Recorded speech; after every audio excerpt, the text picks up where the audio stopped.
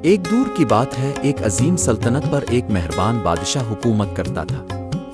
اس بادشاہ کی ایک ہی بیٹی تھی، شہزادی نور، جو اپنی خوبصورتی اور رحم دلی کے لیے مشہور تھی۔ ایک دن شہزادی محل کے وسیع باغ میں چہل قدمی کر رہی تھی جب اس کی نظر ایک پرانے گرد آلود چراغ پر پڑی جو ایک متروک کنویں کے کنارے پڑا تھا۔ تجسس کے مارے اس نے چراغ اٹھایا اور اپنی آستین سے اس کی سطح صاف کی۔ اچانک ایک دھماکہ ہوا اور ایک لمبا مسکراتا ہوا جن دھوئیں کے بادل سے ظاہر ہوا۔ شہزادی خوفزدہ ہو گئی، لیکن جن نے فوراً اسے یقین دلایا کہ وہ اسے کوئی نقصان نہیں پہنچائے گا۔ اس نے وضاحت کی کہ وہ برسوں سے اس چراغ میں قید تھا اور شہزادی نے اسے آزاد کر دیا ہے۔ احسان کے بدلے میں جن نے شہزادی کو 3 خواہشات دینے کی پیشکش کی۔ شہزادی نے کچھ دیر سوچا، پھر کہا، میں چاہتی ہوں کہ مجھے دنیا کا سب سے خوبصورت شہزادہ ملے۔ فوراً ہی ایک دلکش نوجوان شہزادہ کامران گھوڑے پر سوار باغ میں داخل ہوا۔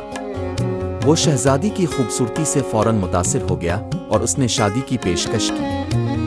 شہزادی خوشی خوشی راضی ہو گئی۔ ان کی شادی ایک شاندار تقریب تھی اور دونوں جلد ہی ایک دوسرے کے عشق میں مبتلا ہو گئے۔ تاہم شہزادی ایک راز سے پریشان تھی۔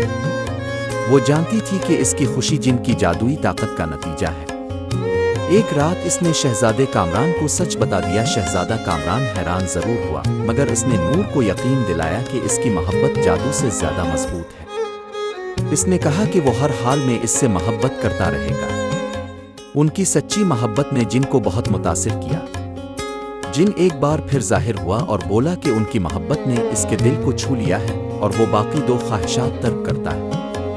اس نے کہا کہ ان کی محبت ہی ان کی سب سے بڑی نعمت ہے۔ اس دن کے بعد شہزادہ کامران اور شہزادی نور نے انصاف اور محبت کے ساتھ حکومت کی اور ان کی کہانی دور دور تک مشہور ہو گئی۔